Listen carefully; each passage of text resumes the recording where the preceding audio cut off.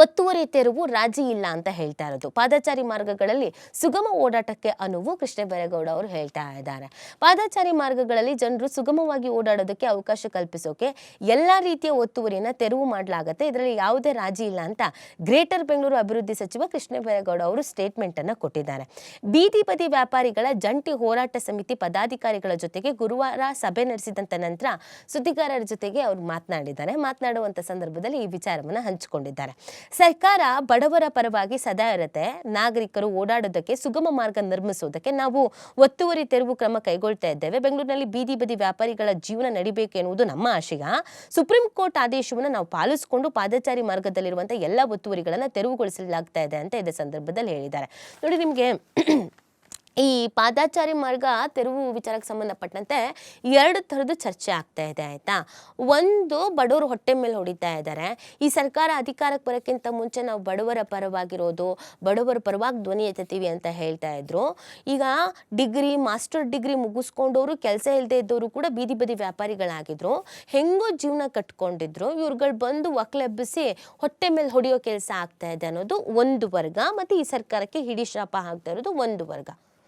Because ಅದು ಅನ್ಯಾಯಕ್ಕೊಳಗಾಗಿದ್ದಾರೆ, ಮೋಸ ಆಗ್ತಾ ಇದೆ, ಈಗ ಸಂಪಾದನೆ ಮಾಡ್ತಾ ಇದ್ರು, ಸಂಪಾದನೆಯೂ ಇಲ್ದಂಗೆ ಆಗಿದೆ ಅಂತ ಇದನ್ನ ಒಂದು ಕಡೆ ಇಟ್ಟರೆ, ಇನ್ನೊಂದು ಕಡೆಯಲ್ಲಿ ಇನ್ನೊಂದು ವರ್ಗ ಇದೆ. ನೀವು ಇದನ್ನು ಹೆಂಗೆ ಡಿಸೈಡ್ ಮಾಡ್ಕೊತೀರೋ ಗೊತ್ತಿಲ್ಲ. ಈ ವರ್ಗದವರನ್ನು ಮೇಲ್ವರ್ಗದವರು ಅಂತ ಡಿಸೈಡ್ ಮಾಡ್ಕೊತೀರಾ ಅದು ಗೊತ್ತಿಲ್ಲ. ಈ ಶಾಪಿಂಗಿಗೆ ಅಥವಾ ನಾರ್ಮಲ್ ಆಗಿ ಓಡಾಡೋದಕ್ಕೆ, ವಾಕಿಂಗ್ ಹೋಗೋದಕ್ಕೆ, ಅಥವಾ ಪಾದಚಾರಿ ಮಾರ್ಗ ಅಂತ ನಿಮಗೆ ನಾರ್ಮಲ್ ಆಗಿ ರಸ್ತೆಯಲ್ಲಿ ಜನ ಎಲ್ಲ ಓಡಾಡೋಕ್ಕೆ ಶುರು ಮಾಡಿದ್ರೆ ಹೆಂಗಿರುತ್ತೆ ಅಂತ ನೀವು ಯೋಚನೆ ಮಾಡಬೇಡಿ.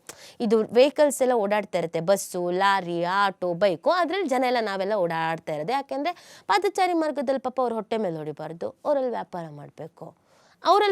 ಮಾಡಬೇಕು, ಹೊಟ್ಟೆ ಮೇಲೆ ಹೊಡಿಬಾರ್ದು ಅಂದರೆ ನಾವು ರಸ್ತೆಯಲ್ಲಿ ಓಡಾಡಬೇಕು.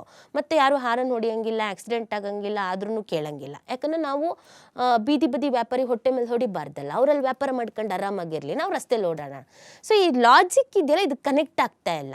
ನಿಮಗೆ ಆ ಪಾದಚಾರಿಗಳಿಗೆ ಓಡಾಡೋದಕ್ಕೆ ಮಾರ್ಗ ಬೇಕು ಅಂತ ಫುಟ್ಪಾತ್ ನಿರ್ಮಾಣ ಆಗತ್ತೆ, ಜನರು ಓಡಾಡಬೇಕು ಅಂತ ಆಗತ್ತೆ. ಸರಿ, ಎಲ್ಲಿ ಓಡಾಡೋದು ಪ್ರಶ್ನೆ ಅಲ್ವಾ?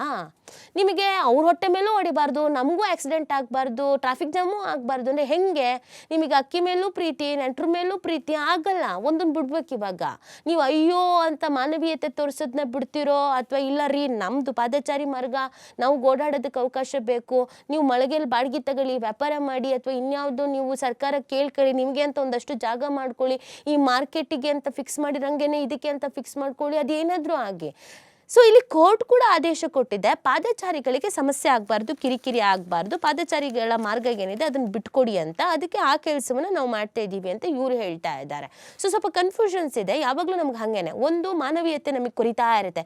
ಅಯ್ಯೋ ಪಾಪ ಎಲ್ಲಿ ಹೋಗ್ತಾರೋ, ಅಯ್ಯೋ ಪಾಪ ಏನು ಮಾಡ್ತಾರೋ. ಇನ್ನೊಂದು, ಹೌದ್ರಿ ರೈಟ್, ನಾವು ಓಡಾಡೋ ಜಾಗ, ನಮಗೆ ಬೇಕಲ್ಲ ಜಾಗ, ನಾವೇನು ರಸ್ತೆಲ್ಲ ಹೋಗೋಕ್ಕಾಗತ್ತೆ? ರಸ್ತೆ ನಡ್ಕೊಂಡು ಹೋಗ್ತಿದ್ರೆ ಬಸ್ಸಲ್ಲಿ ಹೋಗೋರು, ಆಟೋದಲ್ಲಿ ಹೋಗೋರು, ಕಾರಲ್ಲಿ ಹೋಗೋರು ಬೈಕೊಂಡು ಹೋಗ್ತಾರೆ, ಸೈಡಿಗೆ ಹೋಗಮ್ಮ ಅಂತ ಅಂದ್ಬಿಟ್ಟು ಹೇಳ್ಬಿಟ್ಟು ಹೋಗ್ತಾರೆ. ಸೈಡಿಗೆ ಎಲ್ಲಿ ಹೋಗೋಣ, ಅಲ್ಲಿ ವ್ಯಾಪಾರ ಮಾಡ್ತಾ ಇರ್ತಾರಲ್ಲ. ಸೊ ಇದೊಂಚೂರು ಕನ್ಫ್ಯೂಷನ್ಸ್ ಇದೆ. ಬಟ್ ಸರ್ಕಾರ, ಕೃಷ್ಣ ಬೈರೇಗೌಡರು ಅದನ್ನೇ ಹೇಳ್ತಾ ಇರೋದು, ನಮ್ದಿಲ್ಲಿ ಬೇರೆ ಇನ್ನೇನು ಅಲ್ಲ, ನಮಗೆ ಪಾದಚಾರಿ ಮಾರ್ಗವನ್ನು ಕ್ಲಿಯರ್ ಮಾಡಿಕೊಡೋ ಕೆಲಸ ಮಾಡ್ತಾ ಇದ್ದೀವಿ ಅಂತ. But at the same time ಅವ್ರಿಗೊಂದು ವ್ಯವಸ್ಥೆ ಮಾಡಿಕೊಡಿ, ಬೇರೆ ಕಡೆಗೆಲ್ಲಾದರೂ. ಹೆಂಗೆ ವ್ಯವಸ್ಥೆ ಮಾಡಿಕೊಡ್ತೀರಾ, ಎಲ್ಲಿ ವ್ಯವಸ್ಥೆ ಮಾಡಿಕೊಡ್ತೀರಾ? ಅವ್ರ ಜೀವನಕ್ಕೆ ಏನಾದರೂ ಆಗಬೇಕಲ್ಲ. ಪಾಪ ಈಗ ಅದನ್ನು ನಂಬ್ಕೊಂಡು ಜೀವನ ಮಾಡ್ತಾ ಇರ್ತಾರೆ, ಬಾಡಿಗೆ ಕಟ್ತಿರ್ತಾರೆ, ಮಕ್ಕಳನ್ನ ಓದಿಸ್ತಾ ಇರ್ತಾರೆ, ಮತ್ತೊಂದು ಚೀಟಿ ಹಾಕ್ಕೊಂಡಿರ್ತಾರೆ, ಎಲ್ಲಿಗೆ ಹೋಗ್ತಾರೆ ಈಗ ಸಡನ್ಲಾಗಿ ನೀವು ಅವ್ರನ್ನ ಎತ್ತಂಗಡಿ ಮಾಡಿಸಿದ್ರೆ ಅಂತ. ಸೊ ಅದಕ್ಕೆ ಏನು ಪ್ಲ್ಯಾನ್ ಮಾಡ್ಕೊಳ್ತಾರೆ, ಒಂದು ಪ್ರಾಪರ್ ಪ್ಲ್ಯಾನ್ ಬೇಕಾಗತ್ತೆ ನಮ್ಮಲ್ಲಿ. ಸೊ ಅದನ್ನು ಹೆಂಗೆ ಮಾಡ್ಕೊಳ್ತಾರೆ ಅನ್ನೋದು ನೋಡಬೇಕಾಗತ್ತೆ. ಒಟ್ಟಿನಲ್ಲಿ ಈಗ ಪಾದಚಾರಿಗಳಂತೂ ಹಿಡಿಶಾಪ ಹಾಕ್ತಾ ಇದ್ದಾರೆ ಸರ್ಕಾರಕ್ಕೆ, ನಮಗೆ ಅನ್ಯಾಯ ಆಯಿತು, ಮೋಸ ಆಯಿತು ಅಂತ ಹಿಡಿಶಾಪ ಹಾಕ್ತಾ ಇದ್ದಾರೆ.